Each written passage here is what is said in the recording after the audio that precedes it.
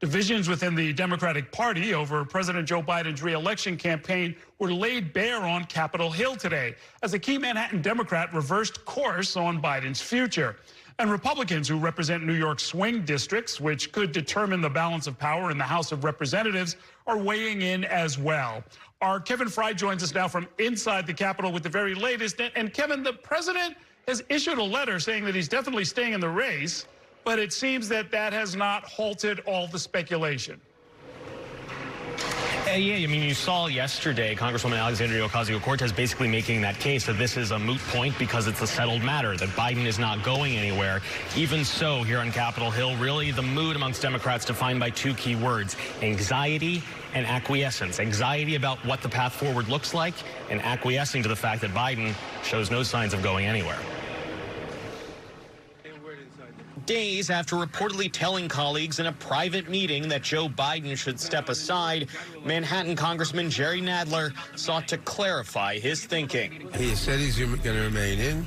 He's our candidate, and we're all going to support him. At least I hope we're all going to support him. Nadler joined House Democrats Tuesday morning as they huddled behind closed doors, their first time together in person since Biden's poor showing at the CNN debate. In the meeting, lawmakers did not reach consensus on the best path forward for the presidential ticket, and most ducked questions as they left.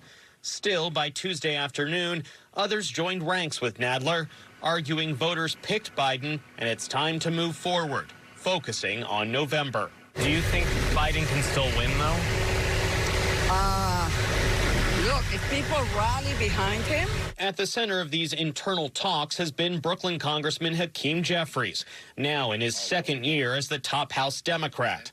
Congressman Gregory Meeks, a top Jeffries ally, praised his willingness to listen to colleagues across the caucus. Yeah, it is messy, but that's what a democracy is supposed to be about. Watching the fight play out across the aisle are New York Republicans, including those in competitive seats that could determine control of the U.S. House this fall. Representative Mike Lawler telling me this of the potential impact on his race. He was already underwater in my district and in districts across New York. It's not a function of making it easier. I frankly think it's elder abuse, what's happening.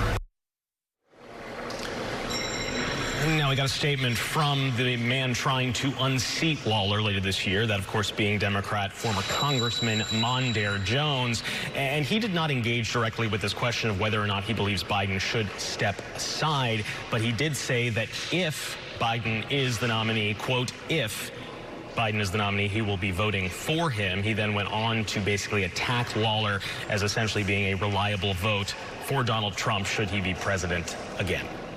So, Kevin, I mean, I guess Mike Lawler is not necessarily the most reliable source for this, but that is a district that President Biden won 4 years ago, right?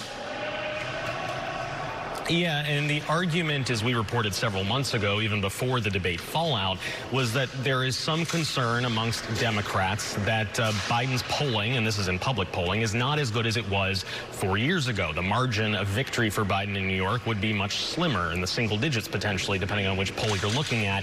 And if the coattails were important 4 years ago, if the coattails aren't there, could that hurt some down ballot races?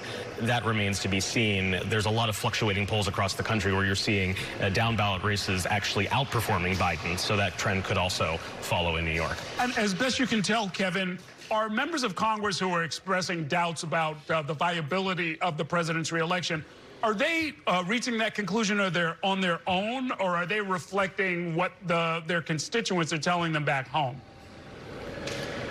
It's hard to fully tell, though it's worth noting that, of course, lawmakers are back here on Capitol Hill after being away for a week, perhaps a very poorly timed week for the July 4th holiday. And so you saw these lawmakers had a chance after the debate to interact with constituents at parades, at events, and hear from them directly about their concerns. So no doubt that's at least informing some of their thinking heading into these meetings and conversations this week. And, of course, there's another faction of the party that's meeting face-to-face with the president tonight, and that's the Democratic mayors. What are we expecting to hear out of that?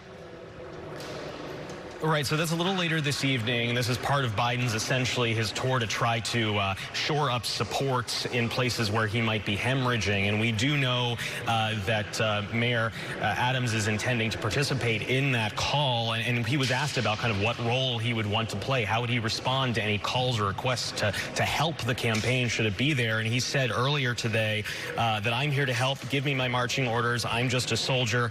Whatever's asked of me, I'm going to do that. Carol? Okay, thanks very much, Kevin.